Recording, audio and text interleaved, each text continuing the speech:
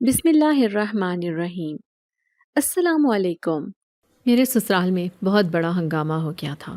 میرا چھوٹا دیور جو ابھی تک کنوارا تھا، وہ اچانک ہی کسی لڑکی سے شادی کر کے اسے گھر لے آیا تھا۔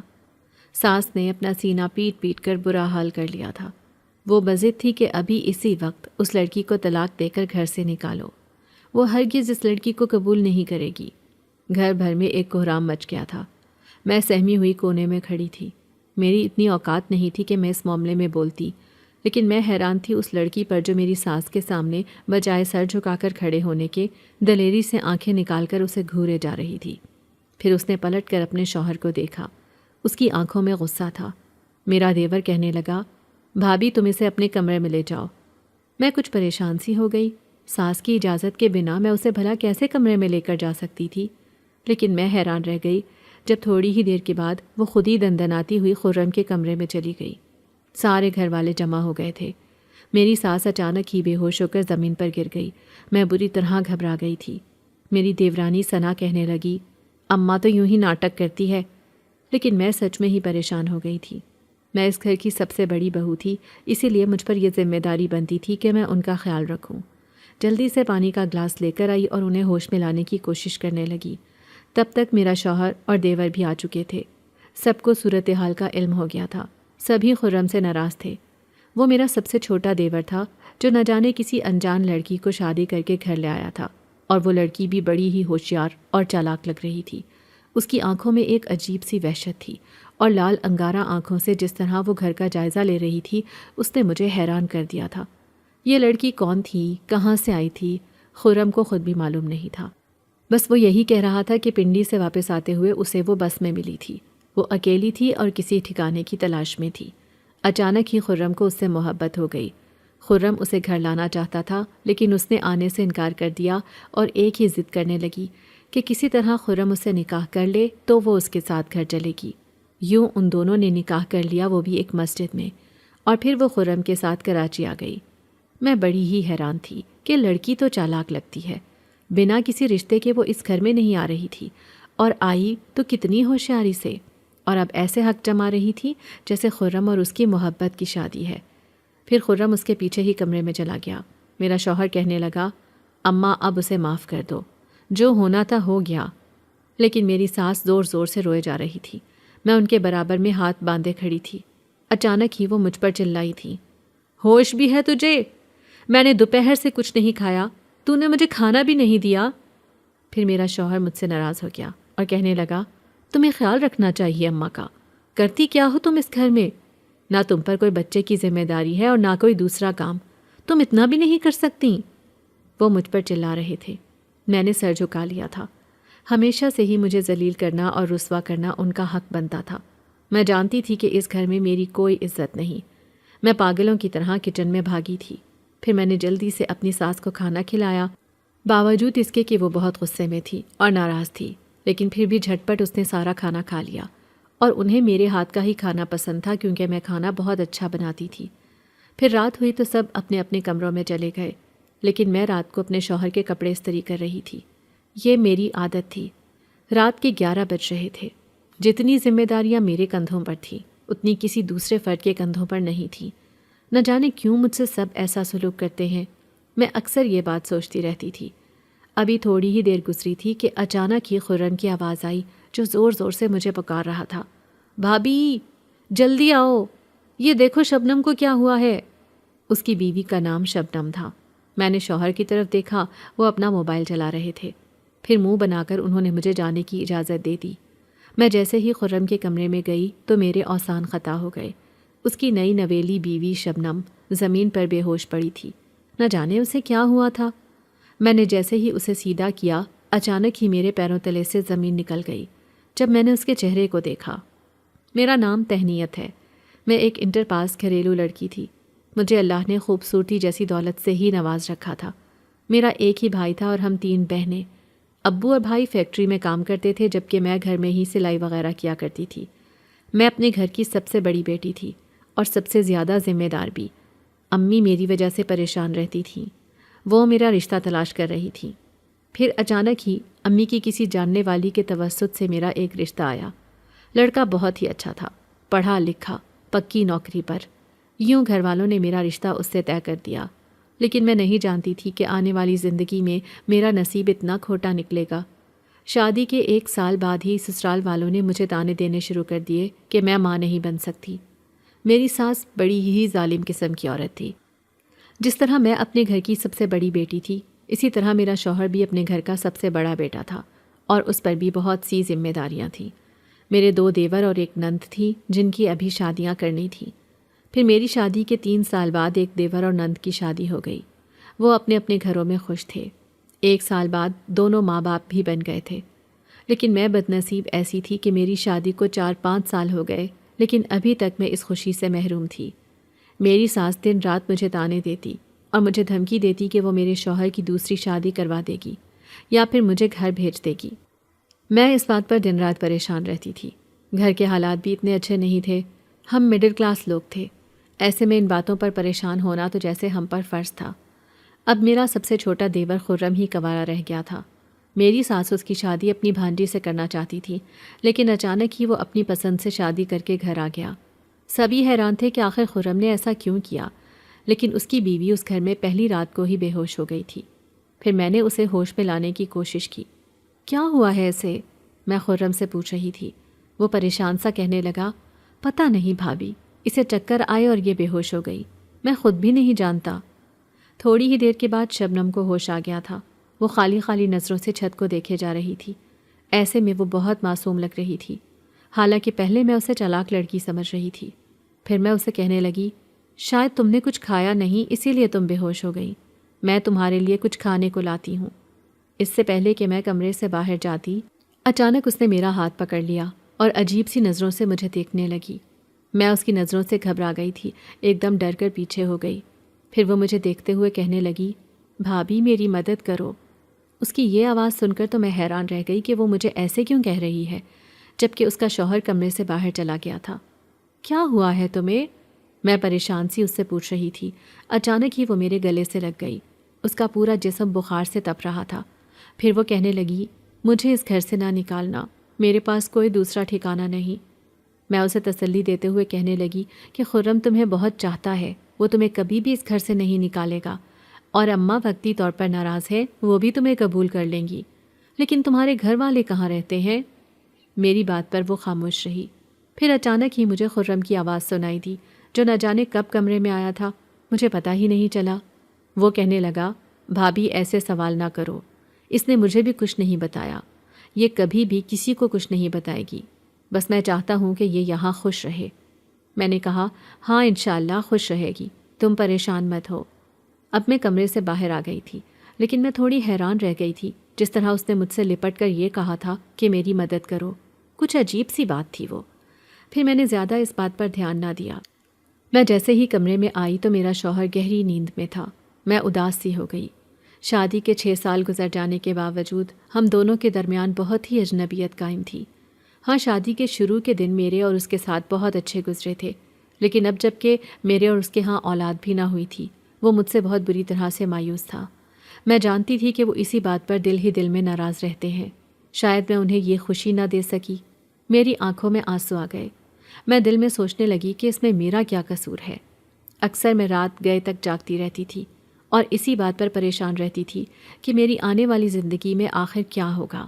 کیسے میں یہ برداشت کروں گی کہ میری ساس میرے شوہر کی دوسری شادی کر دے؟ بس اسی بات پر میں پریشان رہتی تھی۔ خیر، ابھی تو ایسے ہی دن گزر رہے تھے۔ میں بھی کروٹ بدل کر سو گئی۔ پھر اگلے دن بڑے ہی حیران کن تھے۔ شبنم، جسے میں کبھی معصوم سمجھتی تو کبھی چالاک اور مکار، وہ بڑی ہوشیاری سے اس گھر میں جگہ بنانے کی کوشش کر رہی تھی۔ پھر اس دن میں کچن میں کام کر رہی تھی جب میری ساس نے مجھے حکم دیا، جاؤ، جا کر اس مہارانی کو بلا کر لاؤ، اس پر بھی میں تھوڑی گھر کی ذمہ داریاں ڈالتی ہوں۔ ان کی بات پر میں سر ہلاتی ہوئی شبنم کو بلانے چلی آئی، لیکن جیسے ہی میں نے اس کے کمرے میں قدم رکھا تو میں حیران رہ گئی۔ وہ بہت ہی خوبصورت لگ رہی تھی۔ اس کے بال بہت لمبے تھے، گھٹنوں کو چھوتے ہوئے۔ میں نے اتنے لمبے بالوں والی لڑکی اپنی زندگی میں پہلی بار دیکھی تھی۔ وہ آئینے کے سامنے کھڑی ہو کر تیار ہو رہی تھی۔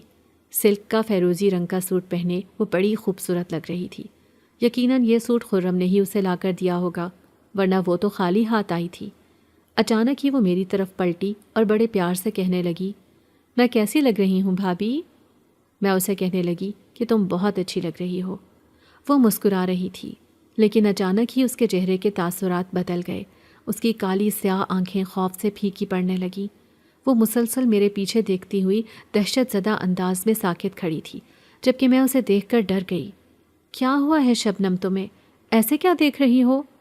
وہ مجھ سے لپٹ گئی اور کہنے لگی، بھابی مجھے بچا لو، خدا کے لیے۔ میں بھی تھوڑی پریشان سی ہو گئی کہ آخر اسے ہوا کیا ہے۔ میں نے اسے خود میں سمیٹ لیا تھا۔ کیا ہوا ہے؟ مجھے بھی تو کچھ پتہ چلے۔ لیکن اچانک ہی اس نے رونا شروع کر دیا تھا۔ پھر وہ بستر پر اوندھے منہ لیٹی اور روتی رہی، جبکہ میں گھبرا کر کمرے سے باہر آ گئی تھی۔ اب میں ساس کو کیا بتاتی کہ وہ اندر لیٹ کر رو رہی ہے؟ مجھے یہ بات بتانی ٹھیک نہیں لگی تھی۔ تبھی میں چپکے سے کچن میں چلی گئی۔ میری دوسری دیورانی سالن بنا رہی تھی۔ وہ اوپر والے پورشن میں رہتی تھی اور اپنی مرضی سے کام کرتی تھی۔ اس کے 3 بچے تھے، اسی لیے ساس اسے زیادہ تانے بھی نہیں دیتی تھی اور نہ ہی کام کی وجہ سے پریشر ڈالتی تھی، جبکہ میں تو ایک بانجھ عورت تھی، اسی لیے مجھے تو یہ سب برداشت کرنا تھا۔ ابھی بھی جلدی جلدی سالن بنا کر وہ کہنے لگی، بھابی روٹیاں ڈال دینا، میں جا کر نومی کو دیکھتی ہوں۔ یہ کہہ کر وہ اوپر چلی گئی تھی۔ میں نے ایک ٹھنڈی سانس لی۔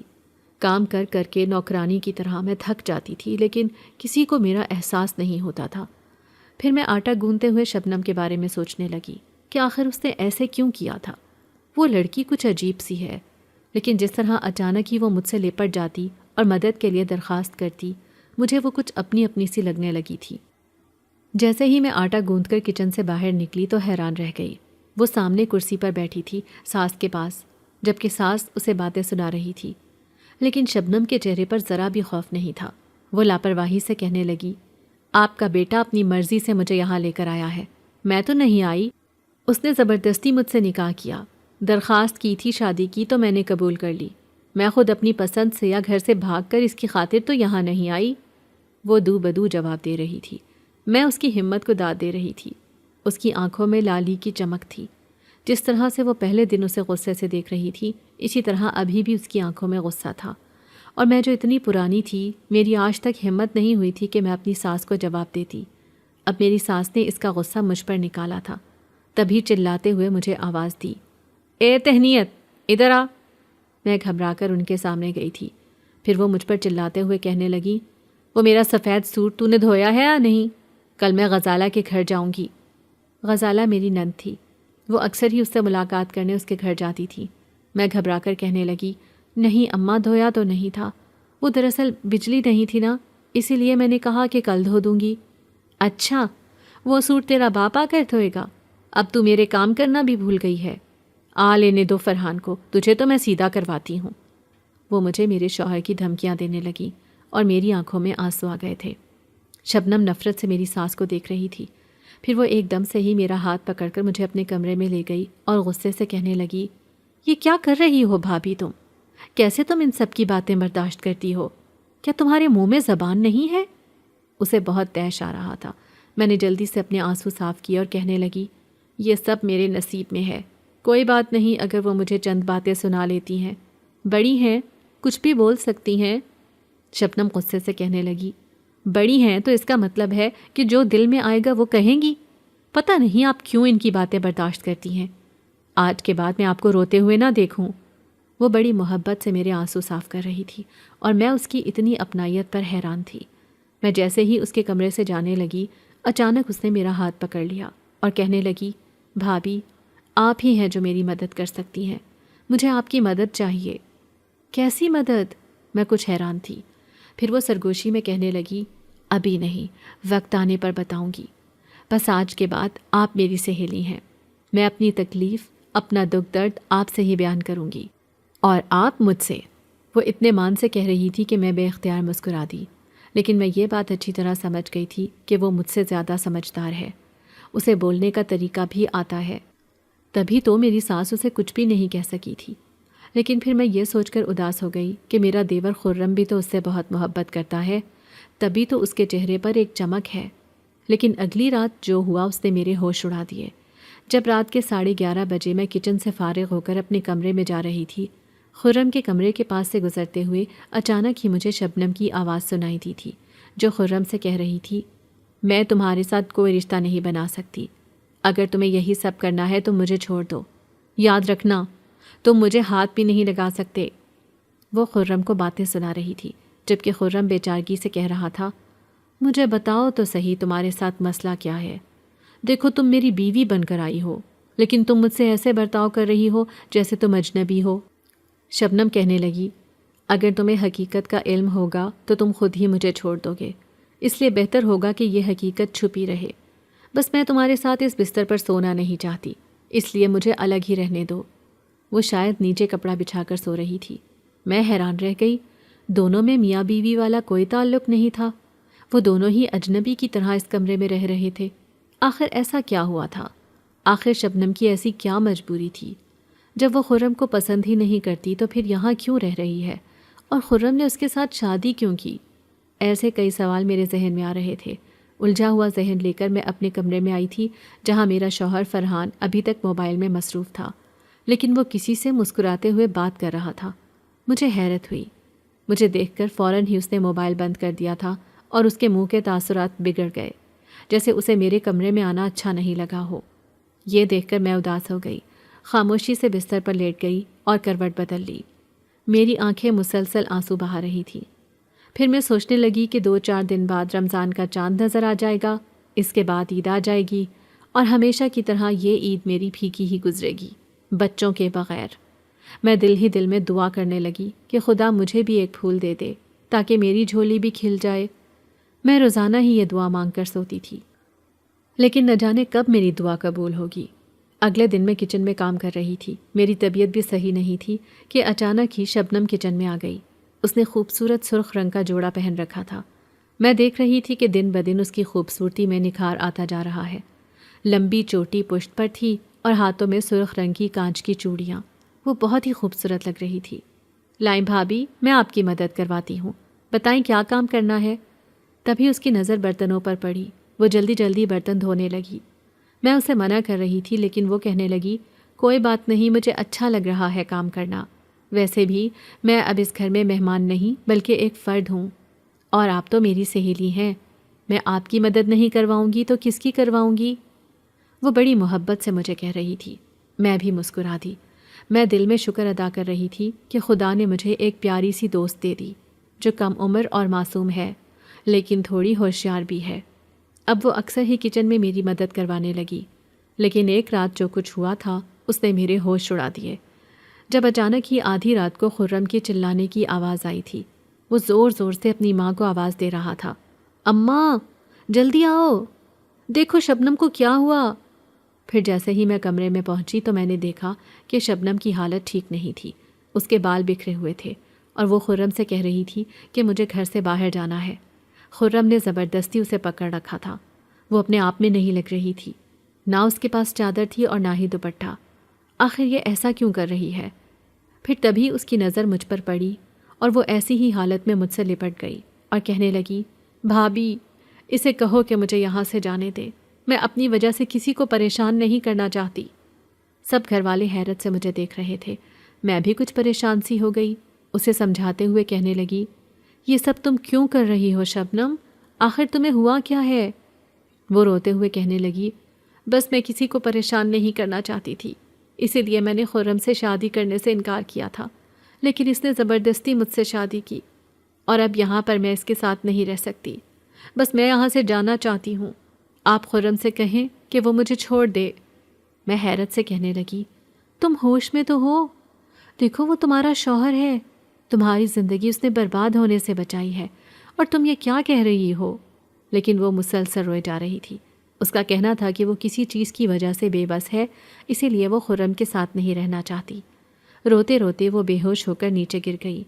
سارے ہی گھر والے اب خاموش ہو گئے تھے۔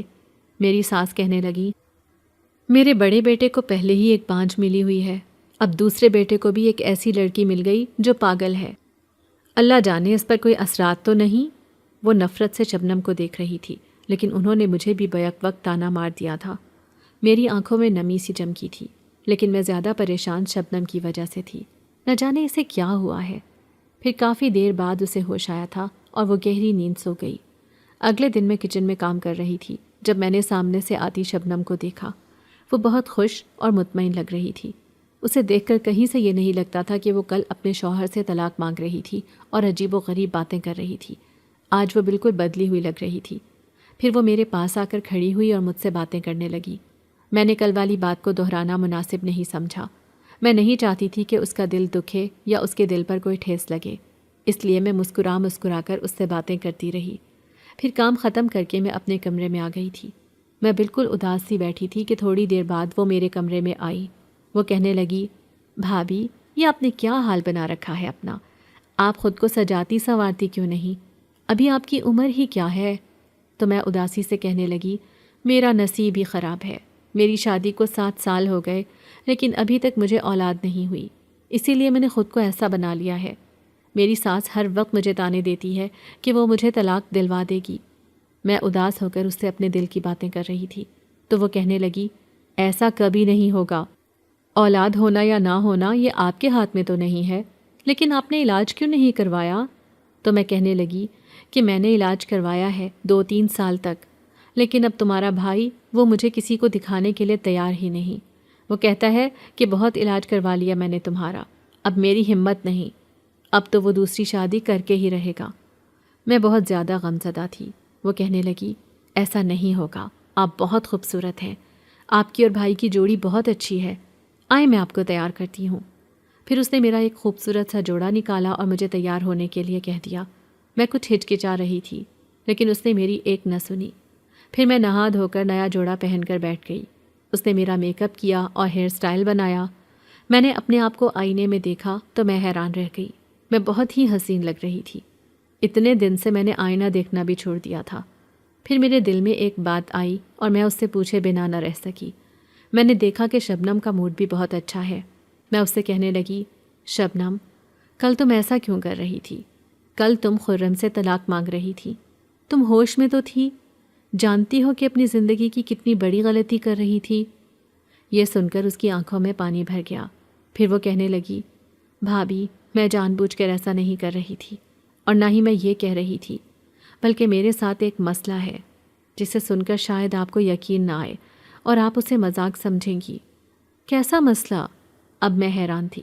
تبھی وہ میرے سامنے بیٹھی اور عجیب سے لہجے میں کہنے لگی، مجھ پر اثرات ہیں، مجھ پر ایک جن ذات عاشق ہے۔ یہ سن کر میں حیران رہ گئی۔ اس کے چہرے پر مکمل سنجیدگی تھی۔ پھر وہ کہنے لگی، یہ سب میں نہیں کرتی بلکہ وہ مجھ سے کرواتا ہے، اسی وجہ سے تو مجھے میرے چاچا چاچی نے گھر سے نکالا۔ آپ کو یقین نہیں آئے گا، میں ایک یتیم لڑکی ہوں۔ ہمارا گاؤں ایک پہاڑی علاقے میں ہے۔ گاؤں کی سب سے خوبصورت لڑکی میں تھی کیونکہ میری آنکھیں سبز ہیں، میرے مقابلے کا کوئی بھی نہیں تھا۔ ساری لڑکیاں مذاق کرتیں کہ تمہیں تو کوئی شہزادہ ہی بیاہنے آئے گا۔ میں ان کی بات پر ہنستی تھی۔ ہم گاؤں کی ساری لڑکیاں ندی پر پانی بھرنے جاتی تھیں، چاچی بھی مجھے ندی پر بھیج دیتی تھی، لیکن چونکہ میں گھر کا سارا کام کرتی تھی اسی لیے میرے آنے جانے کا وقت مقرر نہیں تھا۔ کبھی میں صبح میں جاتی تو کبھی شام میں، اور کبھی کبھی تو مجھے رات بھی ہو جاتی تھی۔ پھر وہ بھی ایک بھیانک رات تھی۔ اس دن بارش کے آنے کا خدشہ تھا۔ چاچی مجھے کہنے لگی، جلدی جاؤ ندی پر جا کر پانی بھر کر لے کر آؤ۔ میں نے جلدی سے گھڑا اٹھایا اور پانی بھرنے چل پڑی، لیکن اچانک ہی مجھے کوئی ندی کے پاس کھڑا ہوا دکھائی دیا۔ وہ بڑا عجیب سا تھا، لمبا قد، کالے رنگ کے کپڑے پہنے۔ میں اسے دیکھ کر ڈر گئی۔ میں نے ایسا شخص آج تک گاؤں میں نہیں دیکھا تھا۔ میں حیران تھی کہ یہ کون ہے۔ پھر جلدی سے میں نے پانی بھرا، لیکن وہ شخص میرا پیچھا کرنے لگا اور مجھے گھر تک چھوڑ کر گیا۔ اب میں خوفزدہ ہو گئی تھی۔ میں نے اس بات کا ذکر کسی سے بھی نہیں کیا تھا۔ پھر اگلے دن پھر سے میں پانی بھرنے چلی گئی، لیکن اس بار میں لڑکیوں کے ساتھ گئی تھی اور شکر تھا کہ وہ مجھے کہیں بھی نظر نہیں آیا۔ 2-3 دن ایسے ہی گزرے تھے۔ پھر اگلے دن گھر میں چاچی کے رشتہ دار آئے ہوئے تھے اور مہمان جمع تھے۔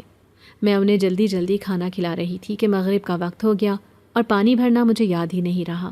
مہمان آنے کی وجہ سے گھر میں پانی بھی نہیں تھا، اسی لیے چاچی کہنے لگی کہ اس سے پہلے کہ رات ہو تم جلدی سے ندی پر جاؤ اور پانی بھر کر لے آؤ۔ میں اس وقت جاتے ہوئے ہچکچا رہی تھی۔ پھر اچانک ہی میرے ذہن میں وہی کالے لباس والا شخص آیا تو میں تو اور بھی ڈر گئی، لیکن میں نے یہ بات چاچی کو نہیں بتائی تھی۔ پھر میں جلدی جلدی پانی بھرنے لگی۔ میں نے دیکھا کہ درخت کے پیچھے وہ کھڑا تھا۔ میرا تو وجود کانپنے لگا کہ نہ جانے یہ کون ہے اور یہ کیوں مجھے ایسے دیکھ رہا ہے۔ پھر میں تیزی سے وہاں سے گھڑا اٹھا کر بھاگنے لگی تھی۔ میں گھر جانا چاہتی تھی لیکن وہ میرے پیچھے پیچھے تھا۔ وہ بڑے بڑے قدم اٹھا کر میرا پیچھا کر رہا تھا، لیکن اس کے منہ سے ایک آواز بھی نہیں نکل رہی تھی، اور نہ ہی اس نے مجھے رکنے کا اشارہ کیا تھا، لیکن پیچھا کرنا بھی نہیں چھوڑا تھا۔ میں ہانپتی کانپتی گھر پہنچی تھی۔ چاچا گھر پر ہی تھا۔ میں نے چاچا کو جھنجھوڑا اور کہنے لگی، چاچا، وہاں ندی کے پاس کوئی کھڑا تھا، وہ میرا پیچھا کر رہا ہے، مجھے گھر تک چھوڑنے آیا ہے، آپ باہر جا کر دیکھو۔ چاچا فوراً ہی باہر گیا تھا، لیکن وہاں کوئی بھی نہیں تھا۔ وہ کہنے لگا، لگتا ہے وہ بھاگ گیا ہے۔ میں رونے لگی۔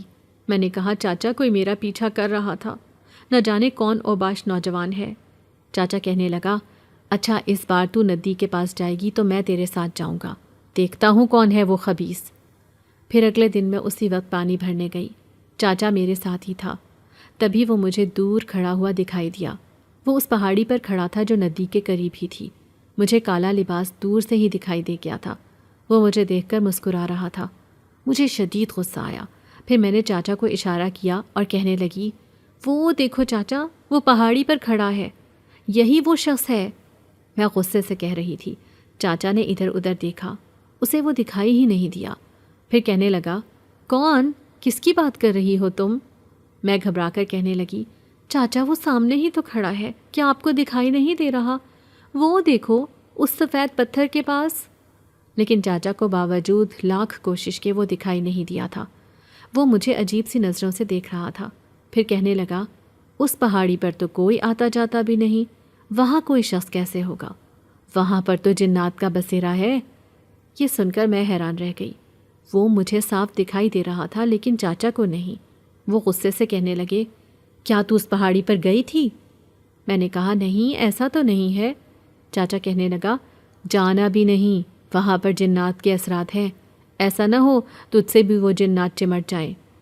اب وہ مجھے گھر لے آئے تھے، لیکن چاچی سے کہنے لگے، نہ جانے اسے کیا ہو گیا ہے، اسے غیر فطری چیزیں نظر آنے لگی ہیں۔ یہ سن کر میرے حواس قابو میں نہ رہے تھے۔ اس کا یوں عجیب انداز میں مسکرانا اور میرا پیچھا کرنا اور مسلسل ایک ہی لباس میں نظر آنا، اب ایسے لگ رہا تھا کہ چاچا سچ کہہ رہا ہے۔ کیا وہ سچ میں ہی کوئی جنزاد ہے؟ یہ سوچ کر میری راتوں کی نیندیں حرام ہو گئی تھیں۔ مجھے ایسا لگتا کوئی مجھے آوازیں دیتا ہے۔ میں پاگلوں کی طرح راتوں کو اٹھ اٹھ کر چیختی۔ پورے گاؤں میں آہستہ آہستہ مشہور ہونے لگا کہ شبنم پر جنات کے اثرات ہو گئے ہیں، اسے کوئی دکھائی دیتا ہے۔ میں نہیں جانتی تھی کہ وہ کون ہے، مجھے کیوں پریشان کر رہا ہے، لیکن اکثر ہی اب وہ مجھے دکھائی دینے لگا تھا اور میں روتی رہتی تھی۔ ایک دن چاچا چاچی مجھے کہنے لگے کہ ہم تجھے اس عامل کے پاس لے کر چلتے ہیں جو دوسرے گاؤں میں رہتا ہے۔ میں جانتی تھی کہ وہ عامل بڑا ہی خبیث ہے اور شیطان صفت۔ میں کبھی بھی اس کے پاس جانا نہیں چاہتی تھی، لیکن ایک دن وہ زبردستی مجھے اس کے پاس لے گئے۔ اس نے کہا کہ 3 دن اس لڑکی کو میرے پاس چھوڑ دو۔ یہ مجھے کسی صورت میں منظور نہیں تھا۔ میں چاچا چاچی کی منتیں کر رہی تھی کہ وہ مجھے یہاں نہ چھوڑیں، لیکن وہ مانے ہی نہیں اور مجھے چھوڑ کر چلے گئے۔ پھر میں نے بھی وہاں سے بھاگنے کا فیصلہ کیا۔ میں نہیں جانتی تھی کہ آگے کیا ہونے والا ہے۔ میں واپس اپنے گاؤں بھی نہیں جانا چاہتی تھی، اسی لیے میں وہاں سے بھاگ کر شہر کی طرف نکل آئی، لیکن راستے میں ہی مجھے بس مل گئی۔ میں بس میں اکیلی بیٹھی تھی اور رو رہی تھی۔ میرے پاس کرایہ بھی نہیں تھا، جبکہ کنڈکٹر میری بے عزتی کر رہا تھا۔ تب خرم نے میرا کرایہ دیا۔ وہ مجھ سے بہت نرم لہجے میں بات کر رہا تھا۔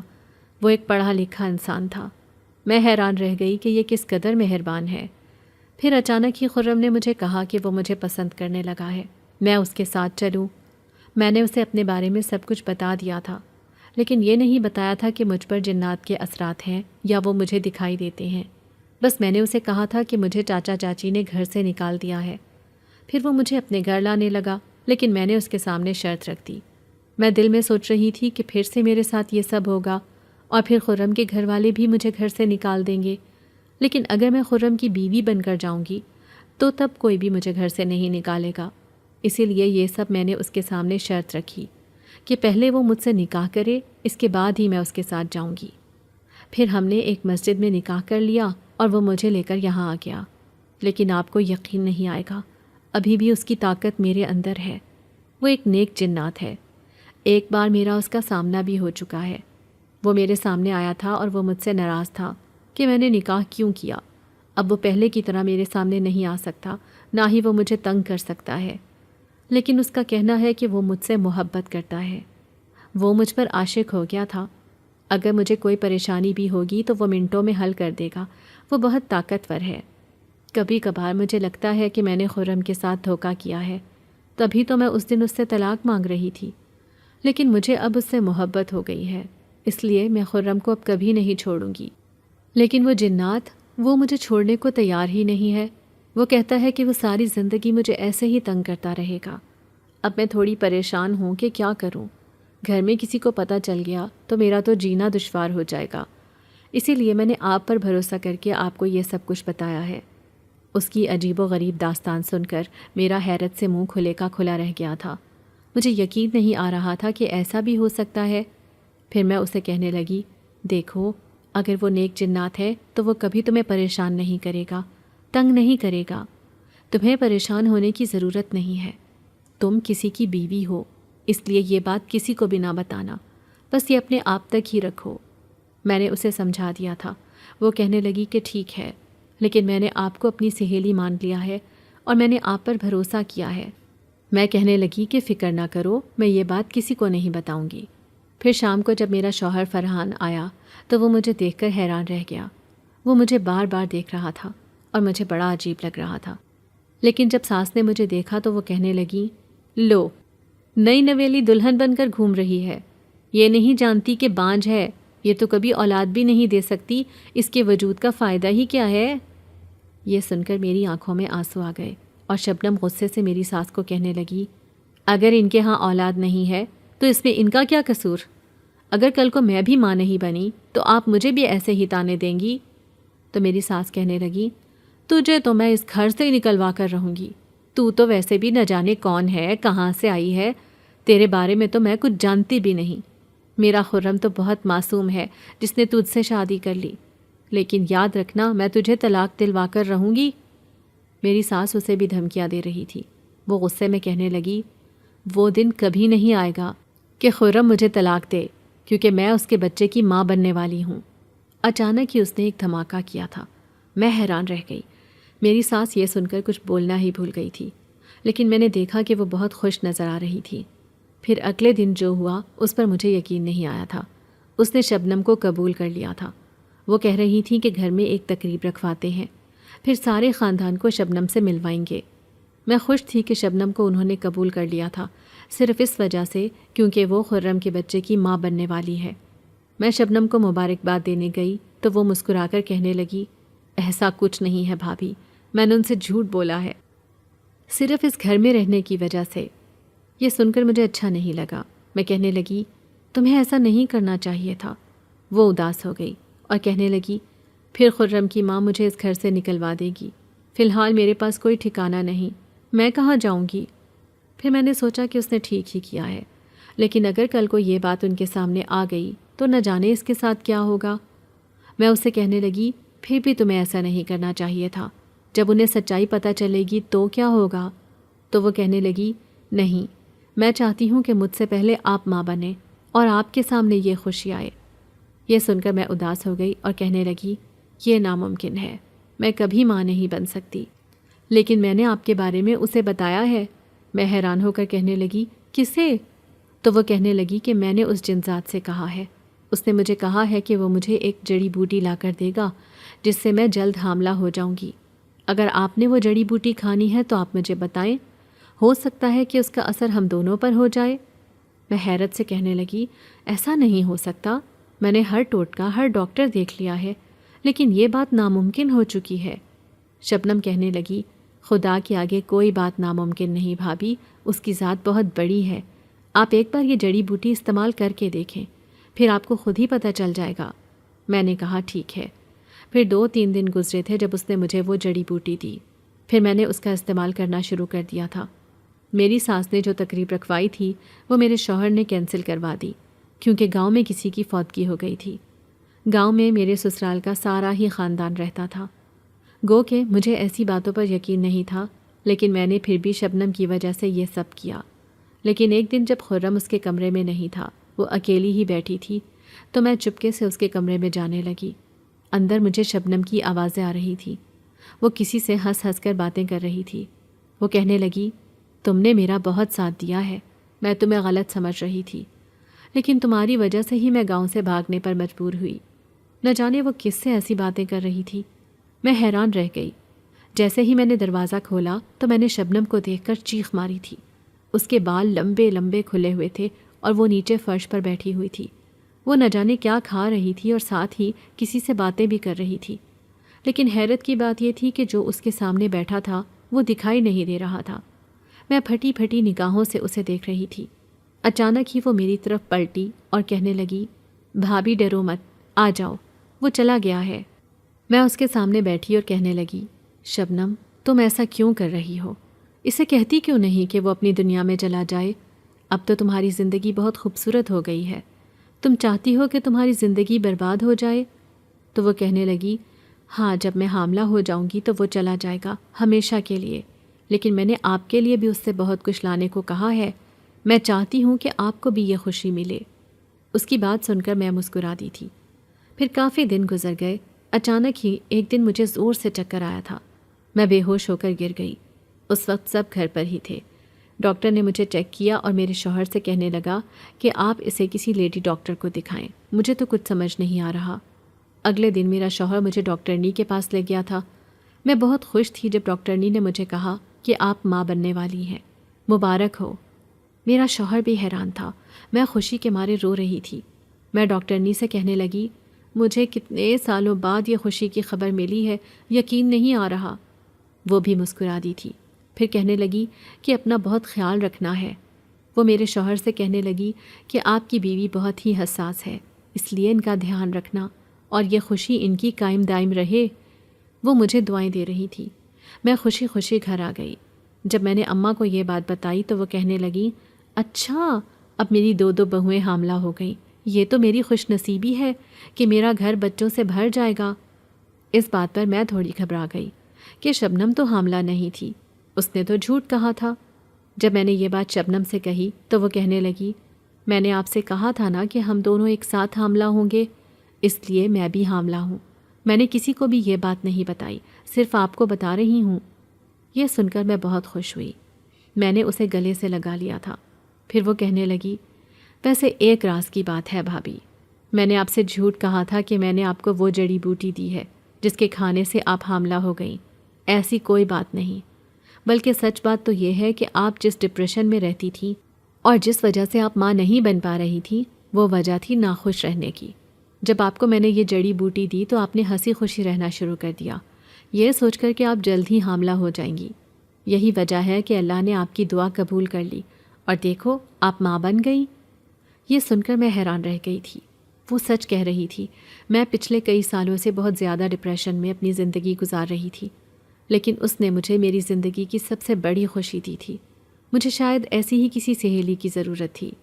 پھر میں اس سے سرگوشی میں کہنے لگی، کیا وہ اپنی دنیا میں چلا گیا ہے؟ اب وہ کبھی نہیں آئے گا نا؟ تو وہ مسکرا کر کہنے لگی، نہیں، جب کبھی مجھے اس کی ضرورت پڑے گی تو میں اسے ضرور اپنے پاس بلاؤں گی۔ مزے سے کہہ کر وہ اپنے کمرے میں چلی گئی تھی، جبکہ میں حیران تھی۔ مجھے شبنم بڑی ہی عجیب لگ رہی تھی۔ ایسے لگتا تھا کہ کہیں نہ کہیں وہ بھی اس جنزات کی محبت میں گرفتار ہے۔ ظاہر ہے اکیلی لڑکی کا اتنا بڑا قدم اٹھانا، اپنے گاؤں سے بھاگ کر یہاں آ جانا۔